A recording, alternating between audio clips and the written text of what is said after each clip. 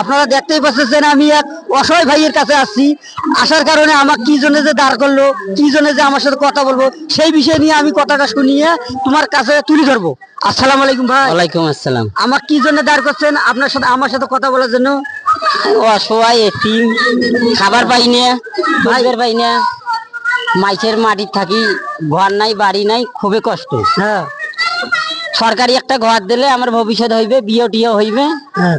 এইটাই আশা করি আছি। আপনার বিয়ে হয় নাই ভাই? না, এখনো বিয়েও হয় নাই। কেন ভাই, তোমাকে মেয়ে দেয় না?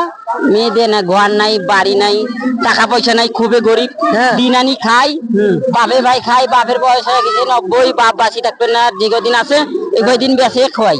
মা মারা গেছে, এখন খুবই কষ্ট, আন্দা ইয়ে নাই, পাক করা ইয়ে নাই। বউ থাকলে হলে সরকারি বাড়ি ঘর নাই, তো টাকা পয়সা নাই, হবাচ্ছে না বিয়ে টিয়েও। সাহায্য করেন কেউ, আল্লাহ। আমরা ভাইয়ের কাছ থেকে মুখ কথাগুলো শুনি নিলাম, তবে ভাইয়ের অনেক কষ্ট। মাইয়ে নাই, তো মাইয়ে নাই, এটা একটা টেনশন। তবে টাকা পয়সা নাই, ওটা একটা টেনশন। মানে বাড়ি গাড়ি নাই, ওটা একটা টেনশন। এই টেনশনের কারণে মাইয়ে নাই ভাই। তবে এই এলে যদি থাকিলে, বাড়ি গাড়ি টাকা পয়সা যদি থাকিলে, তাহলে মাইয়ে থাকিলে। তবে ভাইয়ের কষ্ট আমরা এগুলো বুঝতে পারছি।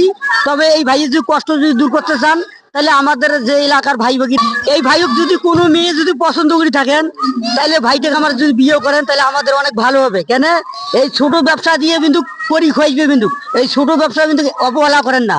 যে বোন বিয়েও করবেন তা ঠকবেন না, কেন এই ছোট ব্যবসা দিয়ে বড় কিছু করা যায়। তবে আমার এই ভাইকে যদি কাউ যদি পছন্দ করে থাকেন, তাহলে বিয়ের প্রস্তাব দেবেন, আমার কমেন্ট বক্সে এসে জানাবেন, তাহলে